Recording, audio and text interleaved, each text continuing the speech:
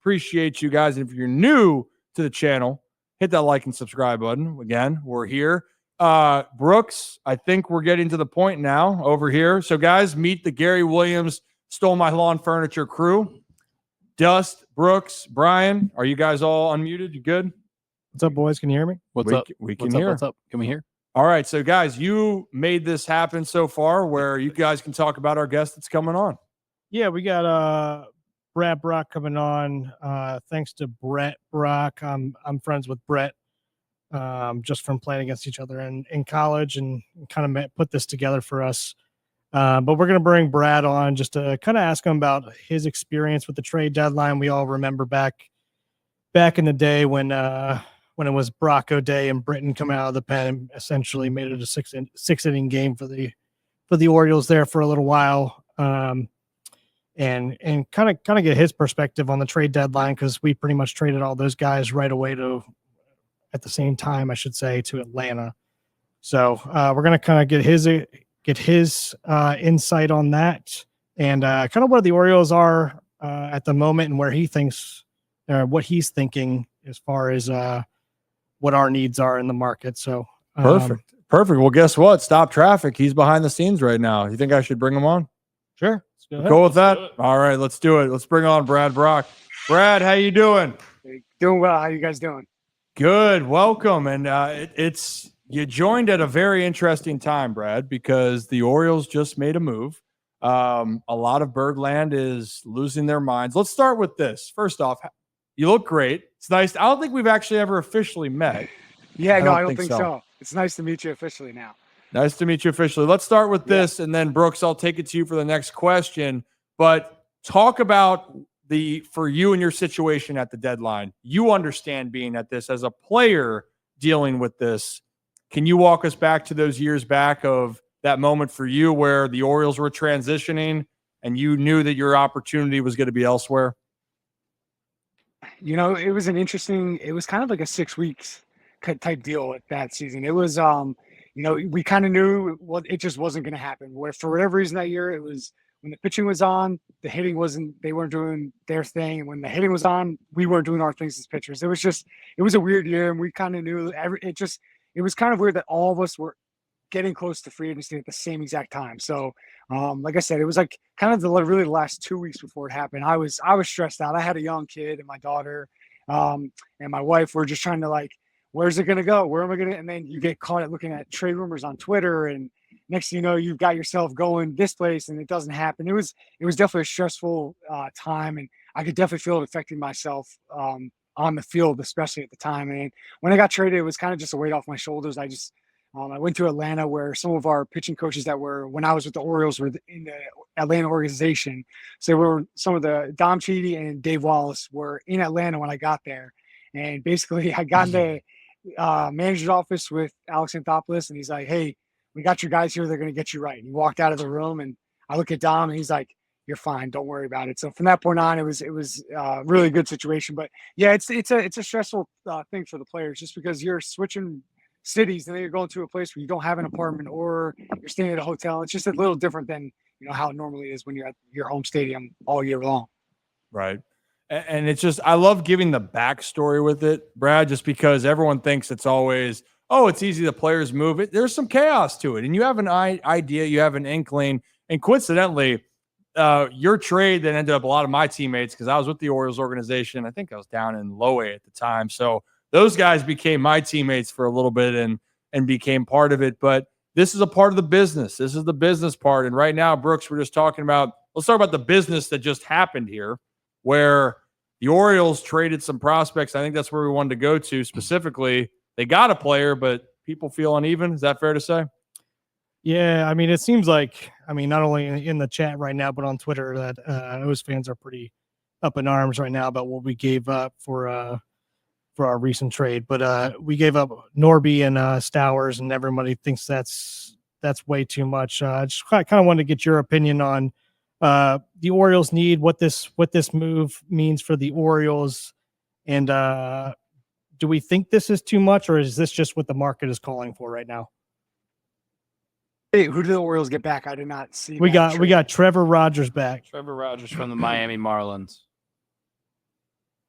And I think the Orioles are at the point where they're starting to figure out who they see as the future. And I just don't think they're willing to give up guys who they see true everyday pieces for the future. And I just think maybe Norby and Stowers just kind of fall into the spot of, these guys not going to play every day for us. And if so, we have a glaring need that we want to take care of. And if this gets it done, then, maybe it's kind of one of those things where these guys are going to be better off going to Miami. Maybe they do become superstars, but the Orioles, I think they've done a really good job evaluating their players to this point, and you really can't say anything bad about the player development especially when it comes to the hitter side. And I think if you're an Orioles fan, you kind of just have to understand they've done really well at developing hitters, and they've kind of struggled on the pitching side to this point. At least there's not these top prospects on the pitching side. So maybe not struggle is probably the wrong word, but so they're just, I think they're going to go out there and they're going to use their guys they've developed to get the pitchers that they need to make a run, whether it's, this year, next year, they're hoping the next 5 to 10 years. So I think it's definitely hard when you hear about these guys being, named top prospects, but I've always been told that prospects are prospects for a reason. They're not, if they were big leaguers, they'd be there. They don't just let position player big leaguers walk out the door or get traded at the deadline a lot of times. So I think it will be an interesting move, and bringing in Rodgers from Miami, it's definitely helped to get them in the right direction. Go ahead, Brian. Hey, Brad, this is Brian Rogers. Nice to meet you. Officially break the ice real quick. Where are you golfing right now? Because it looks fantastic. Looks like you got a bunch of golf clothes on. Oh, we might be losing Monmouth you County. for a second. There we go. You're good. Monmouth County, New Jersey. So it's yeah, just here. I came here for a couple of days for golf outing. So nice. My question for you in terms of baseball is going to be: what's the sense in the clubhouse? Is there any trepidation? Do people tighten up during the trade deadline period? And by the trade deadline period, I probably mean like 2 weeks prior. I think it's one of those things because I remember 14 when I was there, and I was, kind of back and forth between AAA and the big leagues, and we traded for Andrew Miller, and I was so excited. But I remember looking at Tommy Hunter, and we're both like, I don't think all of us are going to be here with him coming over. And I'm like thinking, my job is maybe in jeopardy. It's a weird thing because everybody's all in at this point, and the Orioles are trying to win a World Series, so everybody's all in. But guys might not be there tomorrow because you're making moves. So I don't say tightening up is the thing, but I think you're just you're keeping an eye on it because you are interested, and you're kind of like looking around like, who's the one that's going to go when this guy gets here. So I think it's kind of like a catch-22 thing because you're obviously excited, but at the same time, the roster is going to be shifted a little bit here and there. And the guys who have been there since April might not be there the rest of the way. So it's definitely one of those things that's a little nerve-wracking at times. Okay. Yeah, I mean, it's on people's minds. And actually, Brad had Trey Mancini on because there's Mo Gabbard back on Sunday. So we had Trey on to talk about that. And also Trey just talked about the moment of, it's all in the back of your mind. You're trying to relax. And he even said Hyder was saying, hey, you gotta try to relax the best you can, but you're human, right? You're not robotic towards it.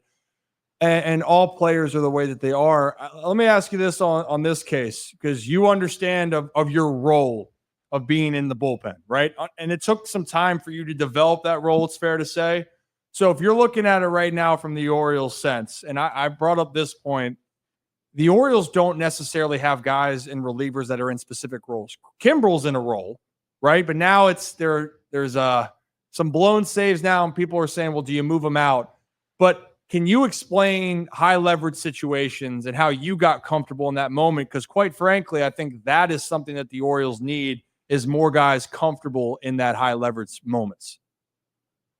The tricky part about that is the only way to get better at it is in being in more of those spots. How do you get to those spots? By proving that you are worthy of that spot. So the bullpen's it's a fickle thing because you work so hard to get to an opportunity to be in those high leverage spots, and you can feel the pressure of, I need to do well to keep this if I want to continue. But it's just you get more comfortable doing it. I really don't even know how or why I fell into the role when I was with the Orioles. I got better, and I got the trust of Buck and the pitching coaches, and just kind of found myself going from the 6th to the 7th to getting a chance to be the 8th. And then when Zach went down, I was lucky enough to get some chances to be the closer, which is one of the best things in all sports. Being a closer for a team is just the adrenaline rush you get for that is just it's so much fun. And I think I marvel at the guys who've been able to do it for so long, because for me, I noticed when I got to the ninth inning that hitters treated it way different. Even in the eighth inning,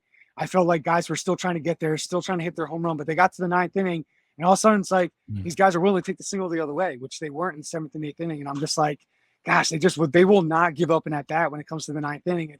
That's why those guys get paid what they get paid. And it's one of those things that I once I got to the ninth inning, I struggled with a little bit, and partly why I was more of a seventh, eighth inning guy. So it's one of those things where, the more you do it, the better you get. But to get there is like you have to do really well for a while. So it's the way I look at it is that I think every team should have a set closer, and everything kind of just works its way from there. And for the teams I was on, it was like when the phone rang, you knew when you were going in, and the comfortability of that, I thought, was everything. And the way the teams do it now, because when I was in Chicago with Joe Madden, it was kind of the same thing. He kind of wanted to get you in a slot, but it's really hard to be locked in from the fifth to the ninth inning every single day. And when you kind of know an inning you're going to pitch, I feel like you're able to kind of get your routine down to where, like, phone rings, you're ready to go. You're already mentally there. And when that phone rings and you don't get that quick adrenaline rush, it really helps you just calm down and kind of look at the outing, pitch by pitch, as opposed to being like rushed to getting to go out there and have to deal with it once you get out on the mound. Yeah, I find that fascinating. I'm glad you brought that up, that hitters are different in the ninth inning than they are the seventh and eighth. I think everyone's perception on the outside looking in is, well, hey, it's not that hard to close the game out. You have one job. Well, it's the hardest job, at least on that back end of the bullpen, because that's why the elite closers that you had have been around for so long. And that's why it's a tough job to be in, because at the end of the day, you're scratching and clawing. You might have great stuff to get guys out, but then hitters can be more heightened. They're trying to do the little things, and they're going to make you work for each and every at bat and pitch, is what you're referring to. And the reason I brought it up is I love that, we got the allegiance. We want to see the Orioles do well, but they don't have established roles. Truly, they don't. Besides the fact that it was Kimbrel and last year it was Batista, they have hybrids. And I think that there's something to knowing a little bit more about what's being asked. And I think that that's something, at least, the Orioles will wait and see how it all plays out. But Tanner Scott, I don't think, is coming back to Baltimore, everyone. I think that price range is going to be a little too high. He's having a great year, Brad, by the way. He's shoving down there. I mean, it was pretty awesome to watch him from afar, getting to face him, being a teammate, just kind of seeing.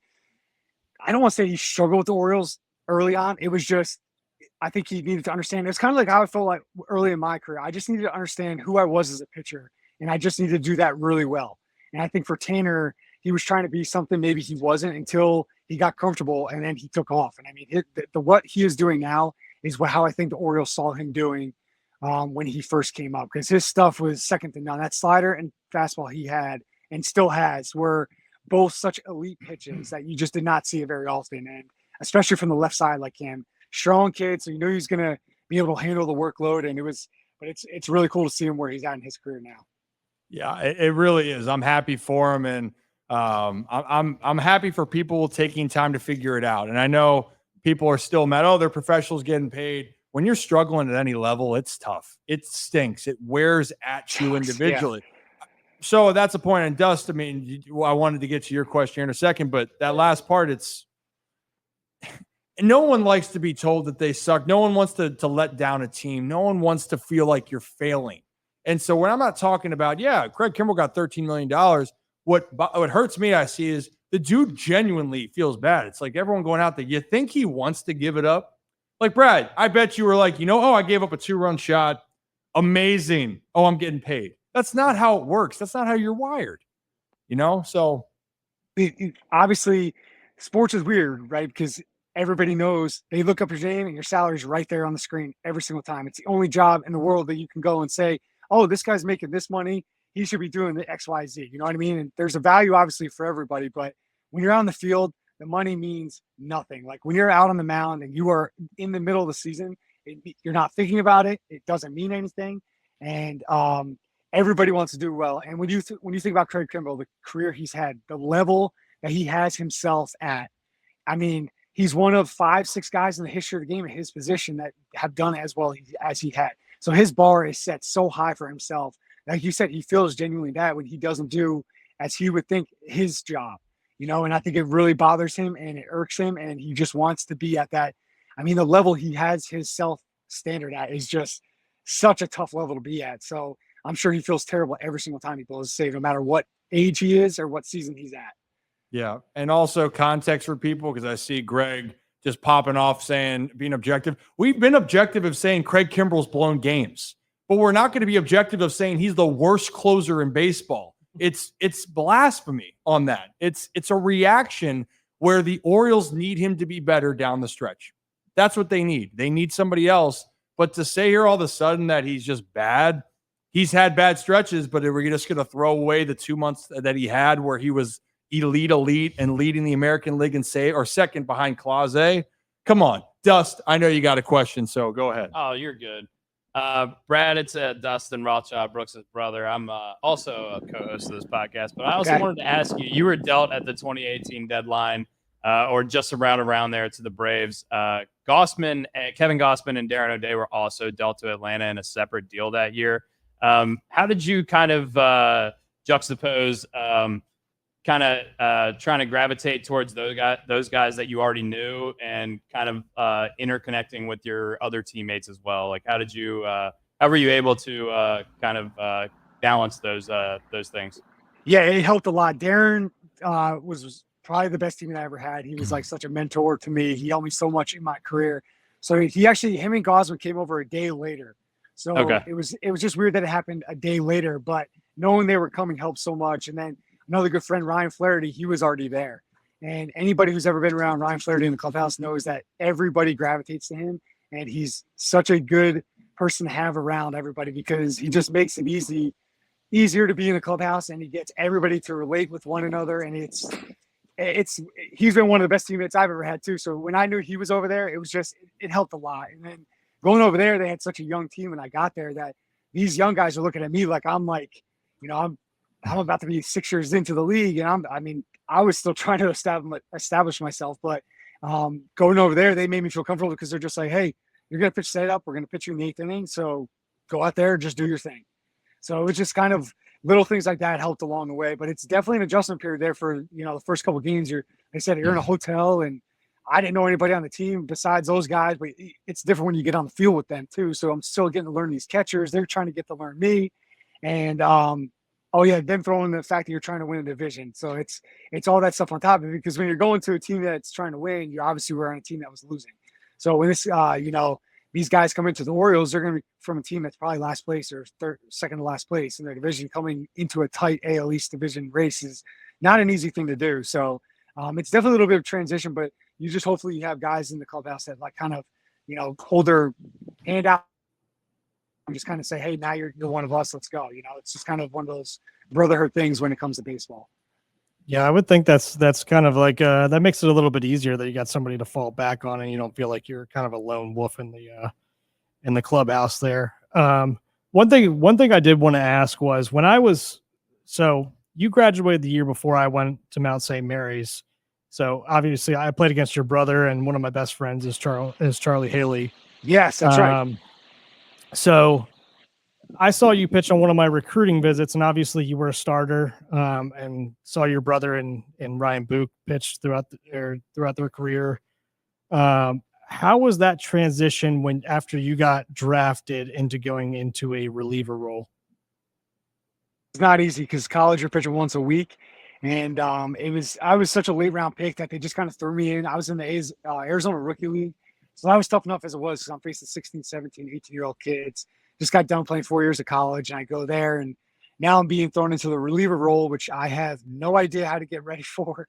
I have no idea how to think I'm mentally ready, physically ready. So it ends up being the first 3 out of 4 games I get in, and my forearm is just lit up. I'm like having trouble holding the baseball. It's bothering me so much. It was like on the top of my forearm, wasn't thankfully near the Tommy John ligament stuff, but I was just like, how in the world am I going to do this? And just slowly that summer, I knew I had to go put up good numbers. So it was kind of one of those things I didn't have a chance to maybe I'm going to get a chance to start. Maybe I was like, whenever you're going to pitch me, I'll be ready to go and just go out there and put up good numbers. So thankfully it wasn't too hard of a transition after that. But the first 3-4 weeks, I was like, how am I going to do this? But then I got used to the little bit of adrenaline you got. And there was no fans at those games, but it was still just fun going out there and being towards the back of the bullpen. By the end of summer, I was in the closer role, and somehow did that my whole way through the minor league. So it was a lot of fun. The Padres did things differently when I was coming up. So I was on teams where I was getting 30 plus, 40 plus saves in a couple of years, which is kind of crazy to think about now in the minor leagues, getting 30 or 40 saves in the season. But it was a lot of fun. The teams I was on, we won a lot of games. So it was a fun group of guys and just made the transition into that role and thing a lot easier. Yeah, and on top of that is Monmouth baseball back then was pretty freaking good. If anybody doesn't know who Monmouth is, you probably see them in the tournament every once in a while, but their baseball team was incredible back then. Still hate you guys a little bit, but I know we grew up with a parochial school in our division, and everybody always hated them. And then we go to Monmouth, and we were basically that team. Like you just knew everybody hated us. They wanted to beat us any way they could. So it was fun from being being the chaser to being the hunted. So it's fun being in that role too when you know that you have a good group of guys together. Yeah. Brad, real quick, I know we got you for another 5 minutes, so I just wanted to get a couple questions out. And I know we're beating the trade deadline horse here pretty good today for obvious reasons. I have a question in regards to you've played for multiple teams. Did you find that you ever gelled with a manager more than the other managers? I'm not trying to throw any manager under the bus, but that's a good question. You really got to be a better person and a better ball player with a certain manager. For me, I always will have a huge respect for Buck. He just, to me, always put me in a great spot, and that's huge as a reliever. That's all you can ask for the managers. Just put me in a spot that you think I could succeed in, and I feel like he did that for me in my career. Yeah. So I don't want to say like maybe we had the best like personal relationship, but we got along and could have conversations all the time. It's when you're a bullpen guy, it's kind of like the less you talk to managers and stuff like that, the more you stay out of the way, and you're just when it's time you go out there, kind of makes it a little bit easier. So you're not like having to worry about, this or that. You're just, when we're out there, we're like on an island, we're by ourselves out there. So it's like really just a group of 7 or 8 guys that just hang out all day, every day for 3 hours a day. And hey, now it's your time to go out there and manager shakes your hand. And for me, that helped me to just kind of be like, do my job. And when I had a couple rough patches, he would, he'd have encouraging words to say. So for me, Buck was awesome. When I went to Atlanta, Brian Snicker, he had such respect for me, which I feel like I deserve, but he had so much respect for what I had done in my career to that point. And I pitched pretty well for the Braves. So I felt like he, really respected me there. After that, I was kind of bouncing around left and right. So I didn't really have a chance to be with managers for too long, but David Bell in Cincinnati, he was awesome. You could go in his office, talk to him anytime you wanted, and was there to, encourage me. And kind of towards the end of my career, as I was kind of hanging on, he put me in great spots, and that's really all, like I said, kind of all you can ask for as a reliever is just to be put in a good spot and hopefully give your team a win whenever the chance arises. That's awesome. That's awesome. My last question, I'm going to shut my yapper. How quirky is Joe Madden?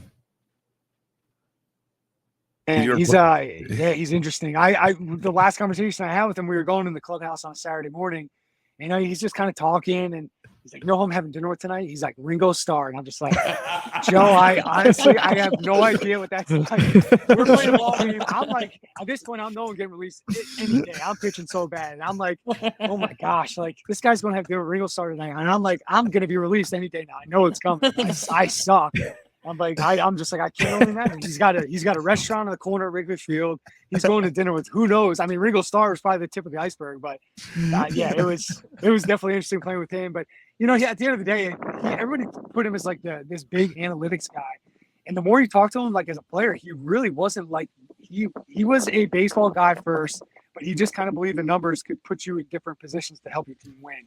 So I don't feel like he was as analytical as everybody thought. He had all the numbers and everything, but I really felt he didn't use them as much as everybody thought he did. But that's just a bullpen perspective. I could be way off on that. And, the way he puts his lineup together, the way he put the relievers out there, maybe he was using numbers specifically. But when I was there, I didn't think it was as much as like I had heard and seen on the other side of the field.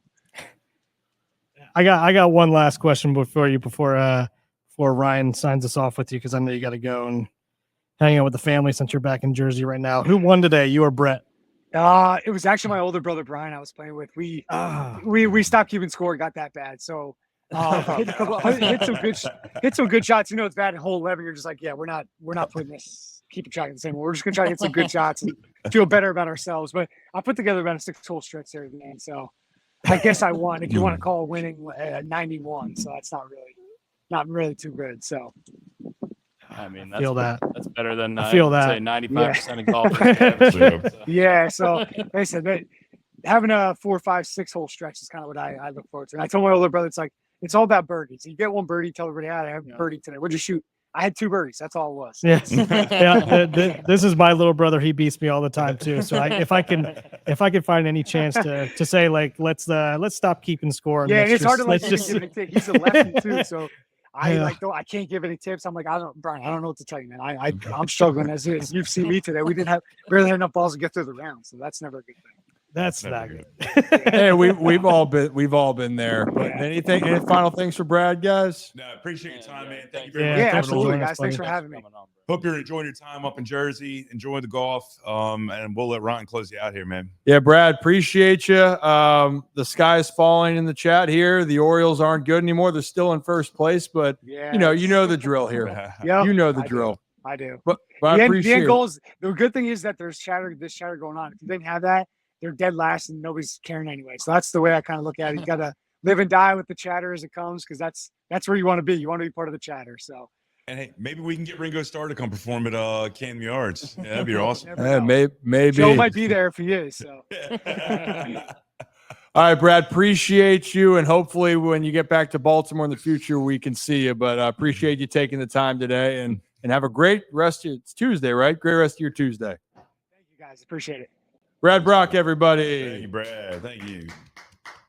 So, guys, appreciate you helping Brad Brach come on. And, guys, if you're new to the channel, hit that like and subscribe button. It's the Ryan Ripken Show with Gary Williams, Stole My Lawn Furniture. Say that 10 times fast. Guys, fellas, appreciate it. Guys, you should follow them. They're on YouTube. They are on X and Twitter, or X and the Instagram. We will be doing more with them in the future here, but we wanted to get the context. And Brad, I think, gave good perspective on what it's like to be traded at the deadline, what it's like to then also be a 7th inning, 8th inning guy instead of a 9th inning. Rocco, get off the screen.